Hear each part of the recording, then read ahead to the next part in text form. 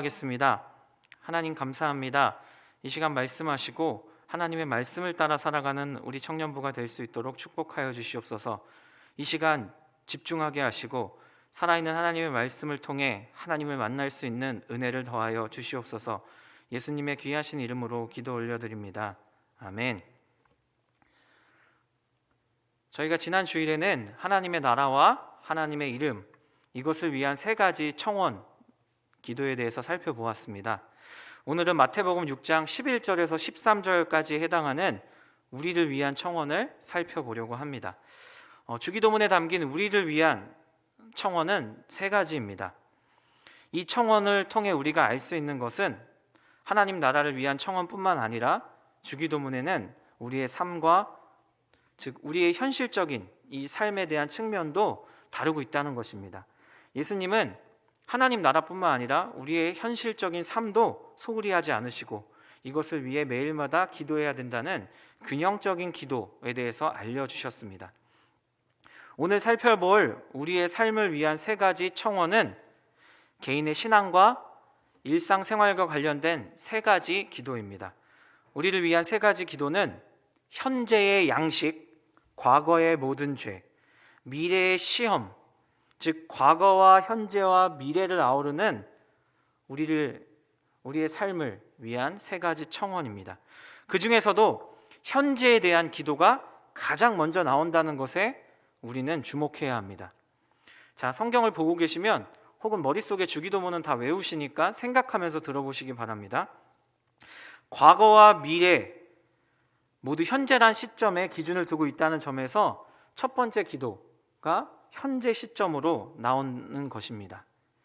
즉 현재에 받은 신앙생활이란 그 기반 위에서 과거에 대한 회개를 내가 할 수 있고 미래에 대한 올바른 간구를 할 수 있다는 것이 성립되는 거죠. 현재에 내가 어떠한 신앙생활을 하고 있냐에 따라 과거의 죄도 회개할 수 있고 미래에 대한 올바른 기도를 할 수 있다는 것입니다. 오늘은 세 가지 청원 양식 중에서 매일의 양식 청원과 시험과 악에서의 구원 청원, 이 두 가지를 먼저 살펴보려고 합니다.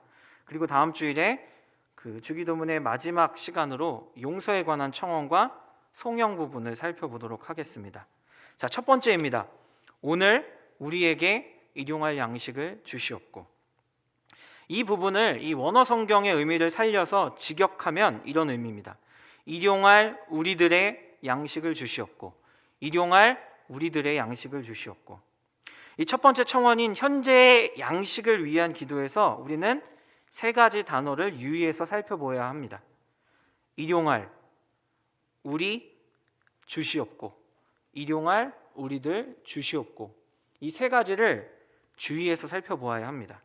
먼저 일용할 이 부분을 살펴보도록 하겠습니다.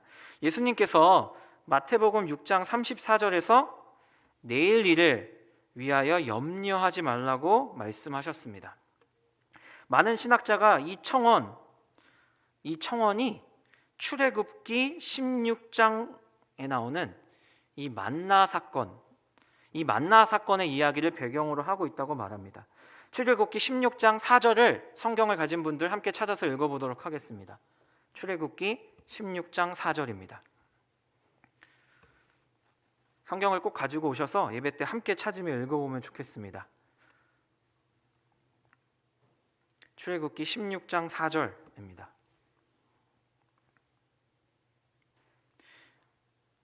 일용할 양식을 주시옵고라는 이 청원이 이 만나 사건과 연관이 있다고 많은 신학자들이 말하는데 그 부분이 바로 출애굽기 16장 4절 말씀입니다. 함께 읽어보겠습니다. 시작. 그때 여호와께서 모세에게 이르시되 보라, 내가 너희를 위하여 하늘에서 양식을 비같이 내리리니 백성이 나가서 일용할 것을 날마다 거둘 것이라. 이같이 하여 그들이 내 율법을 준행하나 아니하나 내가 시험하리라. 아멘. 하나님께서 출애굽 사건 때 이스라엘 백성에게 만나를 주실 때 일용할 것을 주시고 날마다 거두라고 말씀하셨습니다. 또한 하나님은 고기를 못 먹는다고 불평하는 이스라엘 백성들에게 뭘 주셨죠? 네, 다 알고 계시죠? 메추라기를 주셨습니다. 여러분, 만나는 언제 하나님께서 주셨죠? 아침에. 메추라기는 저녁에 주셨습니다. 아침에 만나를 주셨다는 것은 아침부터 시작되는 하루를 위해 주신 것입니다.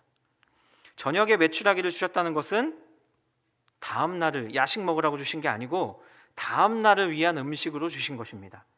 즉 주기도문의 일용할이 신학자들의 말대로 출애굽기 16장의 교훈을 배경으로 하고 있다면 여기서 말하는 일용할의 의미는 이런 의미가 됩니다. 잘 들어보시기 바랍니다.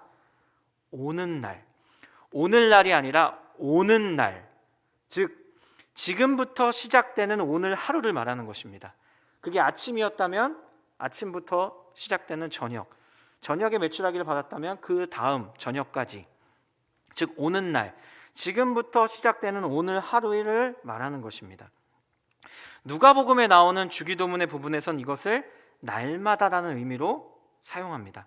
즉 하나님이 은혜를 주시는 그 날이 우리의 하루의 시작이며 매일 우리의 생명을 보존해달라는 의미가 바로 이 일용할에 담긴 의미입니다. 일용할은 매일 부어주시는 하나님의 은혜 없이는 우리는 단 하루도 살 수 없다는 믿음의 고백입니다. 우리는 주기도문을 기억하고 매일 일용할 양식을 구함으로 하루도 빠짐없이 하나님을 의지하는 믿음으로 살아야 합니다. 우리의 하루의 시작은 해가 떴다고 시작되는 게 아니라 하나님이 주시는 그 은혜, 일용할 양식의 은혜, 만나와 메추라기의 그 은혜가 우리에게 임했을 때 우리의 하루가, 우리의 삶이 시작된다는 것을 여러분 꼭 기억하셔야 됩니다. 그게 일용할의 의미입니다. 오는 날, 우리에게 시작되는 그 하루, 우리는 일용할 양식을 주시는 하나님의 은혜로 살아야 합니다.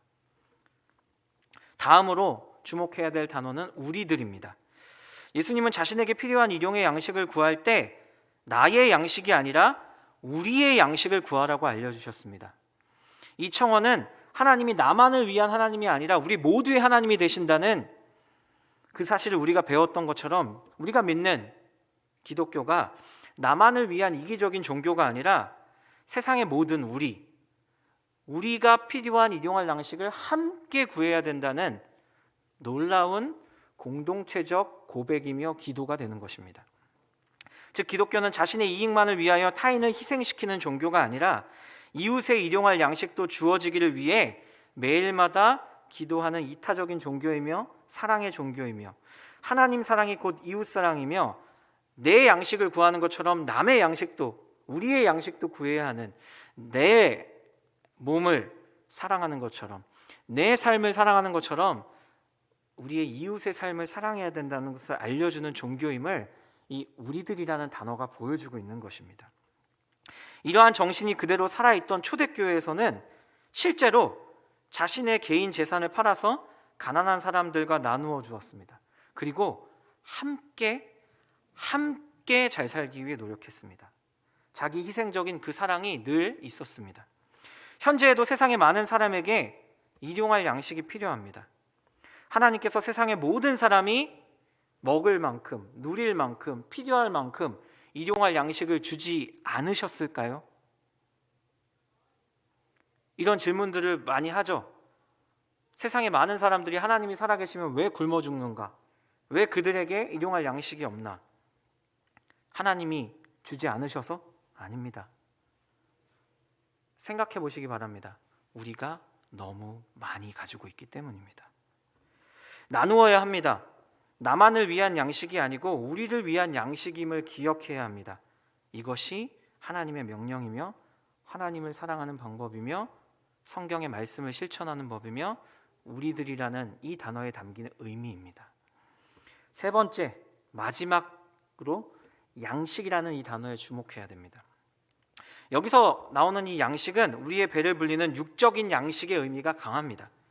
하지만 양식에 해당하는 이 헬라어를 보면 이것은 음식으로서의 떡만을 얘기하는 게 아니라 성만찬에서 떼는 떡도 가리킵니다.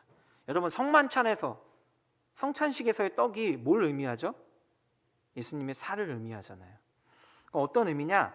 이 단어의 의미를 좀 확대해 보면 우리의 삶에 필요한 육적인 양식뿐만 아니라 예수 그리스도의 보혈의 능력, 즉 영적인 양식, 즉 하나님의 그 놀라운 은혜를 통해 주어지는 십자가의 보혈, 하나님의 말씀, 구원의 은혜, 이것이 우리의 영적 양식이 된다는 의미도 포함되어 있습니다.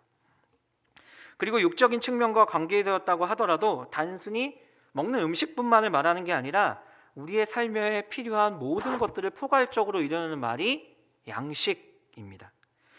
그러니 우리는 매일 육신과 영의 우리의 삶에 필요한 것들을 매일마다 하나님께 구해야 합니다. 매일 육신과 영에 필요한 양식으로 우리를 계속해서 하루하루 하나님의 은혜로 살아갈 수 있게 해달라고 기도하라고 예수님은 알려주고 계신 것입니다. 우리는 육의 양식에 배불러 있습니다. 맛있는 음식을 먹을 수 있는 것, 하나님의 축복입니다. 하지만 우리는 너무 육신의 배만 불리고 있진 않은가 생각해 보아야 됩니다. 너무 잘 먹어서 힘들어하진 않는가, 오히려 고통스럽진 않은가. 영의 양식은 하나님의 말씀을 먹는 것을 말합니다. 영의 양식인 하나님의 말씀을 먹는 것에 너무 소홀한 것은 아닌지 우리의 삶을 돌아볼 필요가 있습니다.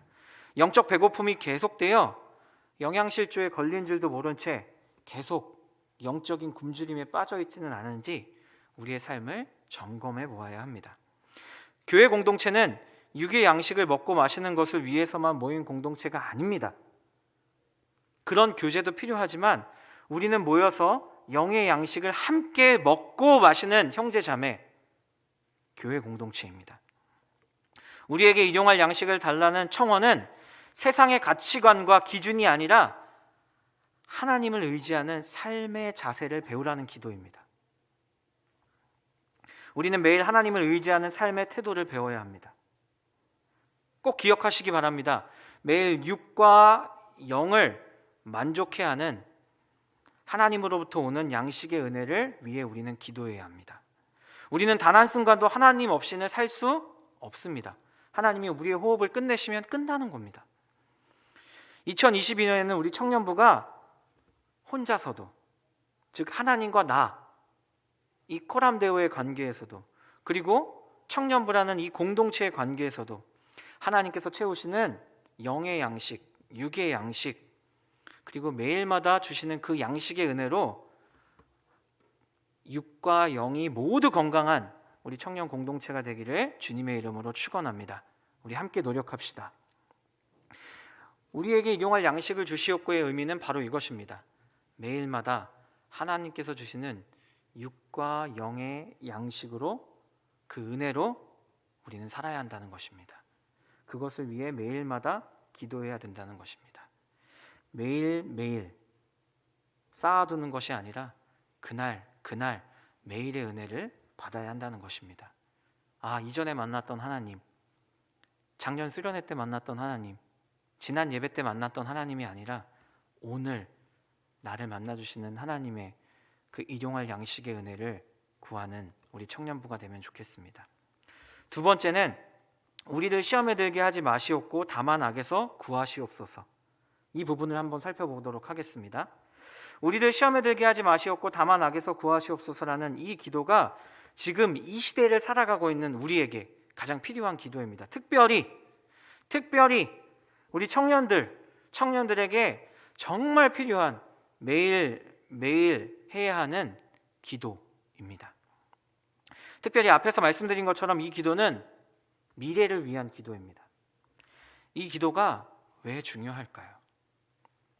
얼마나 중요한 기도이기에 매일매일, 매 순간 우리는 이 기도 제목을 가지고 기도해야 할까요? 그 이유는 이 시대가 악하기 때문입니다. 이 시대가 노아의 시대처럼 악하기 때문입니다. 그리고 이 시대에 사는 인간들의 생각이 악하기 때문입니다. 베드로전서 5장 8절의 말씀처럼 우리의 대적 마귀가 우는 사자같이 두루다니며 우리를 유혹하고 죄에 넘어뜨려 삼키려고 노리고 있습니다. 마귀, 즉 사탄이 이 세상을 두루 돌아다니며 삼킬 자를 찾아서 죄악에 빠지게 한다는 이야기입니다. 그러므로 예수님의 제자 베드로는 이렇게 말합니다. 근신하고 깨어라. 여기서 근신이라는 것은 말과 행동을 삼가고 조심하라는 겁니다. 우리의 말과 행동이 내 생각대로 말하고 행동하게 되면, 하나님을 의지하지 않고 살아가면 그것이 사탄의 유혹에 빠지게 되는 것이 될 수 있고, 그 결과 우리는 죄를 짓게 된다는 것입니다. 그래서 베드로 사도가 말하는 겁니다. 근신하라, 깨어라. 악한 사탄의 유혹에 내 자신을 빠지지 않게 하시려고, 그렇게 하라고 예수님께서는 우리를 시험에 들게 하지 마시옵고 다만 악에서 구하시옵소서라는 기도를 매일마다 하라고 알려주시는 겁니다. 그럼 여기서 시험이라는 게 뭘까요? 시험, 우리가 진짜 싫어하는 시험 기간엔 교회도 안 나오잖아요. 대체 이 시험이 뭘까요? 이 기도의 내용을 더 잘 이해하기 위해서는 우리는 시험이라는 이 단어의 뜻을 분명히 알고 가야 됩니다. 헬라어 원어를 보면 시험이라는 단어에는 두 가지 의미가 있습니다. 이 단어가 좋은 의미로 사용될 때는 검사하다, 실험하다 등의 의미로 사용되지만, 부정적인 의미로 사용될 때가 더 많은데, 부정적인 의미로 사용될 때는 유혹하다입니다. 유혹하다. 그리고 성경에서는 유혹의 주체가 누굴까요? 여러분, 하나님이 우리를 유혹하실까요?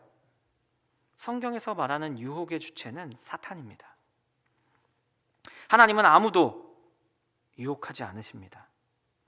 그렇게 문맥상의 의미는 우리로 하여금 사탄의 유혹에 빠지는 것을 허락하지 마소서입니다. 조금 더 자세히 살펴보면 시험이라는 이 단어가 가지는 두 가지 의미를 볼 수 있습니다. 성경에 언급된 시험에는 신앙의 연단을 위해 하나님의 주권적인 행위로 인간에게 내려지는 시련, 영어로 하면 테스트가 있습니다. 두 번째는 인간 스스로가 욕심에 끌려 사탄의 유혹에 빠져서 생겨나는 유혹이 있습니다. 이렇게 두 가지 의미로 이 시험이라는 단어의 의미가 나뉘어집니다. 첫 번째는 이 테스트, 시련입니다. 여러분, 학교에 다니는 학생은 누구나 시험을 봅니다. 시험을 보는 이유가 뭘까요? 선생님들은 이렇게 말합니다. 너희들의 실력을 알아보기 위함이며 시험을 봄으로 너희들이 더 열심히 공부하게 하기 위한 것, 너희들이 공부한 것을 더 잘 이해하기 위한 목적이다 라고 말합니다. 맞습니다. 본문의 시험이라는 단어가 가지는 첫 번째 의미가 바로 그것과 같습니다. 학생으로서 보는 시험과 같은 의미입니다. 우리가 시련은 겪기 어려운 단련이나 고비, 의지나 사람됨을 시험하여 봄을 말한다고 합니다. 시련은 믿음을 강하게 하고 하나님의 선한 뜻을 깨닫게 하려는 의도로 우리의 믿음을 검사해 보는 것, 훈련하는 것, 연단하는 것을 의미합니다. 여러분, 하나님께서는 아브라함의 믿음을 테스트하셨습니다. 시련을 주셔서. 어떤 테스트를 하셨죠? 그 귀한 아들을 죽여서 산 제물로 바치라고 했습니다. 여러분, 아브라함은 어떻게 했죠? 실제로 칼을 이렇게 잡은 게 아니라 이렇게 잡고, 그러니까 이렇게 잡은 거죠. 찔러 죽이려고 했습니다. 테스트에 통과한 거죠. 욥의 시험을 여러분 다 아시죠?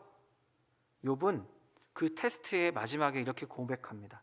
내가 지금까지 하나님에 대해 듣기만 했는데 이제 하나님을 눈으로, 삶으로 경험했다고, 보았다고 고백합니다. 이것이 하나님께서 우리의 믿음을 강하게 하시려고 하는 테스트입니다. 시련을 통해 오는 테스트. 우리의 믿음이 약해질 때, 우리가 믿음을 떠나려고 할 때, 혹은 하나님의 사람을 더 강하게 훈련시키기 위해, 준비시키기 위해 하나님은 우리에게 시련을 통한 테스트를 주십니다. 간혹 하나님의 시험이 가혹하며 고통스러울 때도 있는데, 이는 오직 훈계하고 바르게 하기 위함이거나 자기의 자녀들을 더욱 성숙하게 만들어서 하나님이 복을 주기 위함입니다. 그러니 여러분, 우리의 삶에 시련이 찾아온다면 먼저 이렇게 기도해야 됩니다. 하나님, 이 시련을 왜 나에게 허락하셨나요? 하나님, 이 시련에 담긴 하나님의 뜻이 무엇인가요를 기도해야 합니다. 두 번째 의미가 유혹이라고 말씀드렸습니다. 다시 말하면 죄에 빠뜨리려는 의도로 우리를 이끌어가는 시험을 말합니다. 에덴 동산에서 뱀이 하와에게 선악과를 먹도록 한 것이 대표적이고, 사탄이 예수님을 시험하려고 한 것도 대표적입니다. 바리새인들이 예수님을 향해 각종 질문들을 해서 예수님을 넘어뜨리려고 한 이것이 바로 유혹, 시험입니다. 하나님은 사랑하는 우리들에게 시련의 시험은 허락하시지만 유혹의 시험은 허락하지 않습니다. 이것은 우리의 욕심으로 오는 사탄의 유혹에 빠지는 시험입니다. 이와는 달리 인간을 죄악에 빠뜨리려는 시험, 이 유혹이라는 이것이 우리가 피해야 되는 것입니다. 사탄은 하나님의 거룩하고 선하신 뜻에 반대하는 악한 존재로서 하나님의 거룩한 사랑에 어긋나는 욕망과 행위를 부추기는 원인 제공자입니다. 본래 사탄은 천지창조 후 뱀을 도구로 삼아 인간을 시험하였습니다. 여러분, 뱀의 유혹 아시죠? 창세기에 나오는 동산 나무의 모든 열매를 하나님께서 정말 먹지 말라고 했냐라고 하와에게 물어보십니다. 아담에게 아니라 하와에게. 하나님께 직접 들은 아담이 아니라 아담에게 들은 하와에게 물어봅니다. 굉장히 똑똑하죠? 한번 걸러 들으면 어떻게 되죠? 한 사람 거쳐 들으면 이 뉘앙스나 분위기나 이게 흐려질 수 있거든요. 그래서 하와를 유혹한 거죠. 동산 모든 나무의 열매를 먹지 말라 하시더냐. 뱀이 몰랐을까요? 선악과만 먹지 말라고 한 것을. 근데 뭐라고 말해요? 동산 모든 나무의 열매를 먹지 말라 하시더냐. 어떤 의미처럼 들려요? 여러분, 어떤 의미처럼, 어떤 느낌으로 다가옵니까? 하나님이 너희를 사랑하시는데 동산에 있는 모든 것들을 안 주시네? 라는 의미로 들리지 않습니까? 그렇게 유혹합니다. 하와는 대답합니다. 이렇게 돼서 동산의 중앙에 있는 선악을 알게 하는 나무의 열매를 먹지 말라고 하셨다. 하나님이 이렇게 말씀하셨다.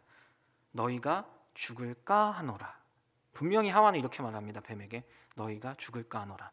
근데 그 앞장으로 딱 2장으로 넘어가면 하나님은 아담에게 분명히 이렇게 말씀하십니다. 반드시 죽으리라. 한 명 거쳐 들으니까 이렇게 되는 거예요. 이걸 놓치지 않습니다. 이 틈을 놓치지 않습니다. 정확하게 하나님의 말씀을 구별하여 듣지 못하는 이 틈을 노리지 않고 뱀은 말합니다. 너희 눈이 밝아져. 하나님같이 되어. 그리고 말합니다. 하나님은 반드시 죽는다고 했는데 비슷한 단어를 교묘하게 다른 단어로 바꿔서 말합니다. 결코 죽지 아니하리라. 하나님처럼 된다. 결코 죽지 않는다. 이 말을 듣고 유혹에 빠진 하와는 어떻게 하죠? 선악과를 바라봅니다. 갑자기 선악과의 모습이 바뀝니다. 예전에도 지나가면서 보긴 봤을 거 아니에요. 근데 갑자기 유혹에 빠지니까 먹음직도 하고 보암직도 하고 지혜롭게 할 만큼 탐스럽기도 한 것입니다. 여러분, 사탄은 우리를 이렇게 유혹합니다. 우리의 삶에 늘 같은 모습으로 보이던 것들이 달리 보일 때가 있습니다. 하나님의 은혜로 있을 때는 옆에 있는 사람이 나에게 거슬리는 말을 해도 저 친구가 지금 기분이 안 좋거나 몸이 안 좋거나 무슨 일이 있나 보다, 내가 저 친구에게 무슨 일이 있나 물어보고 기도를 해줘야지, 이렇게 마음을 쓸 수가 있어요. 하지만 내가 내 안에 이 죄라는 유혹이 들어왔을 때는 어떻게 되죠? 달라집니다. 반응이 달라지는 거예요. 같은 상황에도 하나님의 말씀이 내 안에 있는지, 아니면 이 사탄의 유혹에 넘어질 수 있는 잘못된 모습들이 나에게 있는지에 따라서 선악과를 바라보는 모습도 바뀌는 겁니다. 하나님이 이건 먹지 말랬어. 접근하면 안 돼. 그러다가 너희가 하나님처럼 될 거야. 결코 죽지 않을 거야. 이 유혹이 내 안에 들어오니 먹음직, 보암직, 지혜롭게 할 만큼 탐스럽기도 하게 돼서 그거를 따서 먹게 되는 겁니다. 여러분, 우리가 코로나 바이러스를 무서워하는 이유가 뭐예요? 내가 걸려서 아플까도 두렵지만 남에게 피해를 줄까도 굉장히 두려워하잖아요. 여러분, 죄를 짓는 게 남에게 피해를 줍니다. 왠지 아세요? 하와가 먹고 어떻게 했어요? 죄는 전가됩니다. 끝나지 않아요. 죄는 다른 사람에게 옮겨집니다. 전염병처럼 먹고 아담에게 줍니다. 여러분, 애초에 유혹에 빠지지 않도록 노력해야 됩니다. 하나님의 말씀을 정확하게 들었어야 돼요. 반드시 죽는다는 그 말씀, 그 하나님의 말씀을 온전히 바르게 듣고 내 마음에 새겼다면 너희가 하나님처럼 될 거다 라는 그 유혹, 죽지 않을 거다 라는 그 유혹에도 흔들리지 않았을 겁니다. 애초에 유혹에 빠지지 않도록 우리의 삶을 준비시켜 놔야 됩니다. 같은 수법으로 사탄은 예수님의 공생애 사역 문턱에서 예수님을 시험하지만 예수님은 분명하게 어떻게 이기시죠? 하나님의 말씀으로 이기십니다. 이것이 유혹을 이기는 방법입니다. 사탄은 이 같은 시험, 곧 유혹은 지금도 여전히 계속되고 있습니다. 여러분, 오늘 아침에 교회 올 때 1시 반에 예배 나올 때 갈까 말까 고민했습니까? 안 했습니까? 고민 안 하셨다면 말씀으로 그 안에 하나님에 대한 사모함으로 승리한 거고, 오늘 또 고민했어. 그러면 사탄이 유혹하는 거예요. 그걸 이기고 이 자리에 나온 여러분, 하나님의 이름으로 축복합니다. 사탄은 여전히 계속해서 우리를 유혹합니다. 따라서 우리는 시험에 굴복하지 않도록 깨어 기도하고 인내해야 합니다. 하나님의 말씀을 우리의 삶에 담아야 합니다. 그러면 친히 시험을 받으시고 또 말씀으로 물리치신 예수님께서 시험당하는 우리를 위로하시고 도와주실 것입니다. 그럼 시험에 들지 않게라는 기도, 이게 무슨 의미일까요? 시험이 뭔지 알았어. 그럼 이 시험에 들지 않게 해달라는 말, 이 말의 뜻은 무엇일까요? 시험을 전혀 없게 해달라는 뜻이 아닙니다. 시련, 즉 하나님께서 우리의 믿음을 강하게 하기 위해서 주시는 테스트, 이것을 담대히 받아서 이겨서 우리의 믿음이 성장할 수 있게 해달라는 기도인 동시에 사탄의 유혹에 빠져 죄를 짓지 않도록 우리를 지켜달라는 기도입니다. 혹 유혹이 우리에게 와도 아까 하와가 잘 들었으면 됐다고 말씀드렸잖아요. 그 예수님의 말씀으로 이기신 것처럼 하나님의 말씀이 생각나서 이것이 유혹임을 깨닫고 즉시 거기서 빠져나와서 죄를 짓지 않도록 해달라는 기도입니다. 여러분, 우리가 세상을 사는 동안 왜 시험에 빠집니까? 시험을 당하는 이유가 뭘까요? 이것을 알고 계시면 도움이 됩니다. 첫 번째는 육체의 소욕을 따르기 때문입니다. 내 육신이 원하는 대로 살기 때문이에요. 편안함과 쾌락을 쫓아 살기 때문이에요. 두 번째는 세상의 가치관, 이것을 사랑하기 때문이에요. 세 번째는 욕심 때문입니다. 욕심. 네 번째는 악하고 잘못된 가르침에 귀를 기울이기 있기 때문이에요. 하나님의 말씀엔 관심이 없고. 다섯 번째는 세상의 지위와 권세에 대한 과도한 야망, 이 욕망 때문입니다. 여섯 번째는 박해를 이기지 못하기 때문이에요. 일곱 번째는 하나님을 의지하지 않고 내가 가진 실력, 외모, 재물, 배경, 이것을 지나치게 의지하기 때문입니다. 여덟 번째는 염려 때문입니다. 아홉 번째는 악을 사랑하기 때문이며, 열 번째는 음욕 때문입니다. 11번째는 우상숭배 때문입니다. 이게 성경에 나오는 시험에 당하는 이유들입니다. 여러분, 대표적으로 우리가 시험에 빠진 이유가 물질 때문입니다. 아간이라는 사람 기억하시죠? 아간이라는 한 사람 때문에 이스라엘이 엄청난 피해를 봅니다. 음욕 때문에 솔로몬과 다윗이 어떻게 넘어졌는지 우리는 성경을 통해 너무나 잘 알고 있습니다. 명예와 권력과 자기의, 야고보와 요한은 뭐라고 말하죠? 예수님이 이 땅에 임하셔서 예수님의 나라가 이 땅에 완성될 때 좌편과 우편을, 그 자리를 달라고 말합니다. 네 번째가 문화입니다. 문화. 오늘날 사탄은 이 문화라는 도구를 아주 잘 사용합니다. 우리는 분별할 줄 알아야 됩니다. 다섯 번째는 우리가 연약하기 때문에, 그리고 연약할 때 시험이 옵니다. 유혹이. 게으름, 배고픔, 몸이 아픔, 억울하고, 배부름, 화남, 이럴 때 우리에게 유혹이 온다는 걸 기억하셔야 됩니다. 시험을 이기는 비결, 어떤 게 있을까요? 어떻게 하면 사탄의 유혹을 이길 수 있을까요? 사탄은 주로 물질 혹은 정신적인 문제를 통해, 그리고 종교적 문제를 통해 우리를 시험하려 합니다. 시험하는 자라는 의미가 사탄의 별명이죠. 우리는 이 사탄의 유혹을 이기기 위해 이러한 노력들을 해야 됩니다. 사탄에게 틈을 주지 말아야 됩니다. 하와가 어떤 틈을 주었죠? 반드시 죽는다를 죽을까 하노라라는 틈을 주었어요. 인내해야 합니다. 우리에게 어려운 시련이 찾아오고 어려움이 왔어도 하나님께 기도함으로 그것을 인내하며 노력하며 이기려고 해야 됩니다. 그리고 요셉처럼 그 유혹의 자리를 피해야 됩니다. 자기를 절대로 맹신하지 마시기 바랍니다. 나는 할 수 있어, 난 이길 수 있어. 못합니다. 하나님만이 하실 수 있습니다. 요셉처럼 죄를 유혹하는 그 자리를 바로 박차고 피해 나가야 됩니다. 세 번째는 대적해야 됩니다. 하나님의 말씀으로 대적해야 됩니다. 네 번째는 욕심을 부리지 마시기 바랍니다. 지금 가진 것에 만족해야 됩니다. 다섯 번째는 교만하지 마시기 바랍니다. 내 믿음이 항상 올바르고 항상 좋다고 착각하면 안 됩니다. 깨어 있으시기 바랍니다. 성경을 읽고 기도하고 주일 예배를 잘 드려야 사탄이 우리를 유혹할 때 우리는 이길 수 있습니다. 제가 쓰는 방법을 특별히 알려드리겠습니다. 저는 말씀을 암송합니다. 그래서 뭔가 유혹이 딱 올 때 그 말씀을 딱 외웁니다.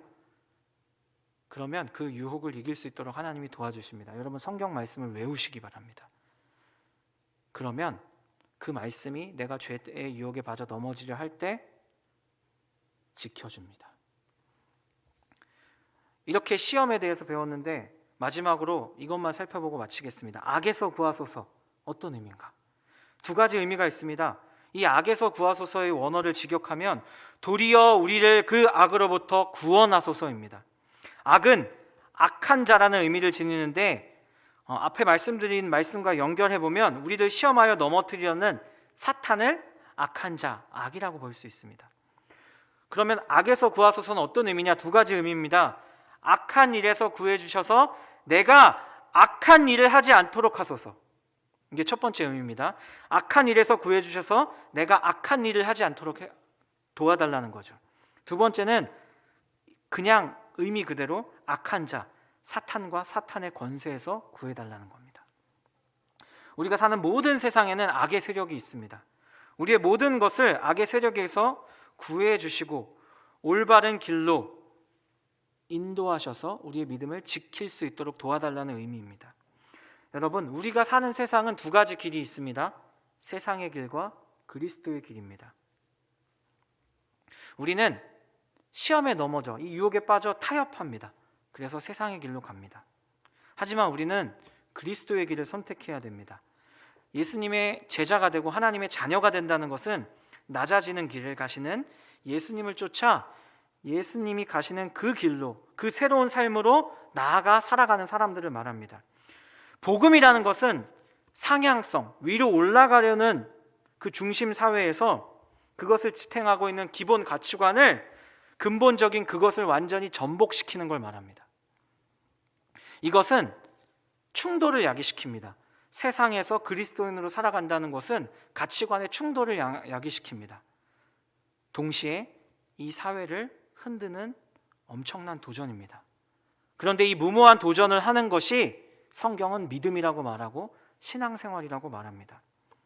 십자가의 길, 즉 예수님을 흉내내고 닮아가는 이 상향성, 높아지려는, 세상의 가치관대로 높아지려는 삶이 아니라 하향성, 낮은 곳으로 좁은 길로 가는 삶은 우리가 예수님을 닮으려고 애쓰기 때문이 아니라 우리가 예수 그리스도의 그에서 보내주신 성령님에 의해서 우리가 예수님처럼 변해가기 때문에 우리가 그 길을 갈 수 있는 것입니다. 내 힘이 아니라 내 안에 계신 성령님 때문에 내가 예수님을 닮으려고 노력할 때 도와주셔서 내가 예수님이 가시는 그 길을 내 힘이 아니라 성령님이 주시는 힘으로 갈 수 있는 것입니다.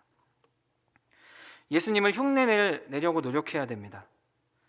닮아가려는 삶은 우리로 하여금 연약한 가운데 강하게, 사로잡힌 가운데 자유롭게, 고통 가운데 즐겁게, 유혹을 이길 수 있게, 가난한 가운데 부유하게 우리를 바꿔주십니다. 여러분, 나의 삶의 기준을 바꿔야 합니다. 세상의 기준이 아니라 예수님을 흉내내고 닮아가는 것이 나의 삶의 기준이 되어야 합니다.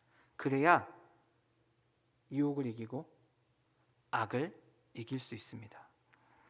베드로전서 5장 6절에서 8절 말씀을 읽고 마치겠습니다. 그러므로 하나님의 능하신 손 아래에서 겸손하라. 때가 되면 너희를 높이시리라. 너희 염려를 다 주께 맡기라. 이는 그가 너희를 돌보심이라. 근신하라, 깨어라. 너희 대적 마귀는 우는 사자같이 두루다니며 삼킬 자를 찾나니. 우리는 매일 주시는 하나님의 은혜 없이는 한순간도 살아갈 수 없습니다. 하나님의 은혜가 시작될 때 우리의 하루의 삶이 시작되는 것입니다. 이번 한 주도 하나님께서 주시는 매일의 은혜를 구하며 예수님을 흉내내고 닮아가기 위해 노력함으로 유혹과 악을 이기는 믿음의 청년부가 되기를 주님의 이름으로 간절히 축원합니다.